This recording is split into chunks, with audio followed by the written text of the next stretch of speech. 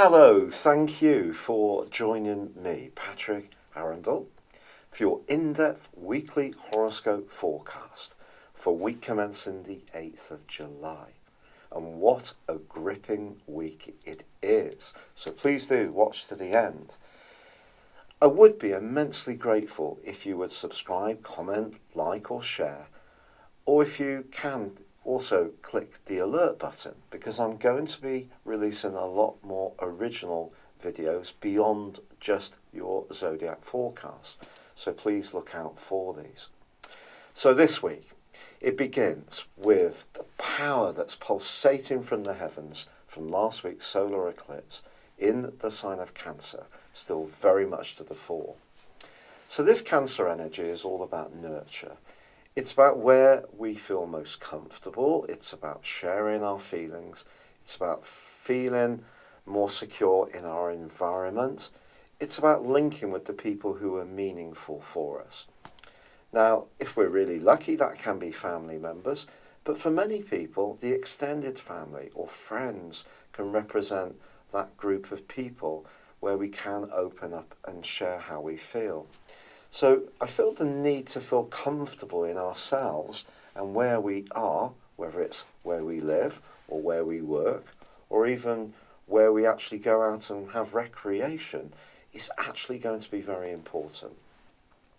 Now, of course, we still have the drama of Mars in the sign of Leo, which is going to continue through to the middle of August. This is a superb location for Mars. It enables us to invest in our creative talents, and also if we have any flair or performance ability, this is certainly a fabulous time to put those talents forwards. But last week, Mercury, of course, in this sector went into a retrograde, and Mercury and Mars are going to be combining this week. When this happens, there can be a tendency for us to be a little bit impulsive, to speak quickly, to hear some information and react in the moment. Now, because Uranus, the planet of surprises, is actually in conflict with both Mercury and Mars, it's going to be important, if someone does test us this week, that we slow the debate down and we don't just respond quickly. We give ourselves some time to just think it through, and then we're much more likely to provide a more considered response. Now, ironically, Venus, also now in Cancer, moved last week, is forging a very positive link to Uranus this week. And someone close to us can surprise us with a lovely gift, a tremendously thoughtful gesture, or perhaps we can find a way to reignite some kind of relationship by taking a fresh look at it. Now, Venus also governs money, so don't be surprised if you can find a way to declutter your home, sell off some items that you no longer need, and actually make a nice return for yourself. Or it's also possible that you may think about how you can change your home to create a more spacious environment, because remember, environment is very important with the sign of Cancer. Now, Jupiter, the planet of expansion, excitement, and of course good fortune, does continue in its home zone of Jupiter, but it too is in retrograde through to the 11th of August. And that is clashing this week with Neptune. Neptune's also at home in the sign of Pisces, but this square just suggests that if we do hear anything this week where someone's trying to big something up to an extraordinary degree, we don't get too caught up in the drama of their claim. It's important to keep our feet very much on the ground. Now, in the early part of this week, the Sun does go face to face with stern Saturn. In the latter part of the week, with the rather revolutionary energies of Pluto. Because of the fourth house energy is very much about where we feel comfortable, I think it is possible that we could encounter someone who tries to change what feels comfortable to us by imposing their will or power on our situation in not a very pleasant way. This could be someone who's a kind of speak now, think about it later kind of person. It could be a boss, a line manager. It could be some family politics that come up where someone from a different generation is a bit out of sync with how you're feeling. So it's going to be important to know where to fortify your boundaries so that somebody doesn't just come along and actually push you around, but equally it's also going to be important to understand our power and how other people see us.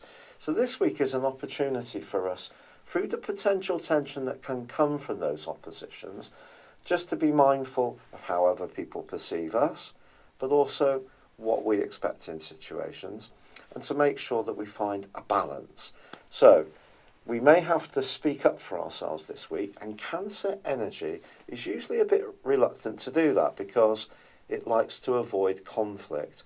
But if you can, and you do need to say how you feel, then I would say it's better to do so. Because if you do, then despite the retrograde with Mercury, despite the potential for misunderstanding with that square between Jupiter and Neptune, let's all embrace that angle between Venus and Uranus, which suggests that if we do have franker exchanges, we do say how we feel, even if it does bring some issues out into the open that may be a bit tricky, as long as we can have a proportionate and fair conversation, it can actually be really good for us. So specifically for you, Taurus, this week's square between Jupiter and Neptune, the two ruling planets of Pisces, can create a little bit of an expectation when it comes to a friendship. But if someone does ask you for some kind of favour, it's all going to be down to the communication. If this works for you, you may be prepared to be very cooperative. If it doesn't, it could set your nerves tingling a little bit. The quarter moon between your third and sixth houses suggests that if you try to pack in too much this week, you could end up feeling a little bit frazzled. So the Sun and also Venus, your ruler, and also the North Node, all in the sign of Cancer, are all going to be influenced by other planets this week, not least Saturn and Pluto, and in the case of Venus, Uranus. There can be some kind of delightful connection for you in the first half of this week.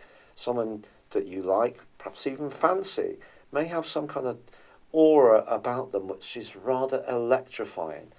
And with all this pulsating energy in the heavens, certainly with the full moon, the lunar eclipse building up to occur next week, you may put a lot of energy into trying to express your ideas.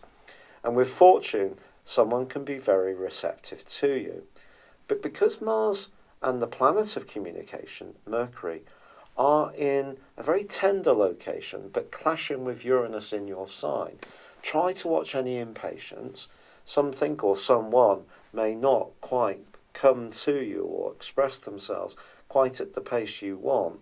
But if you can just give yourself a step back to think carefully about what any flows of conversations mean, I do feel that it will help you to have much more successful communications with the people who truly count. Thank you so much for having joined me. I would, as I said before, be extraordinarily grateful if you subscribe to my channel and joined me again soon for my expanding range of videos. If you'd like to get your free natal birth chart, please see the link beneath this video or go to my chart store. I do have an exciting range of products and there are some specials there to choose from too. But for now, wishing you all the best for week commencing the 8th of July. Good luck and goodbye for now.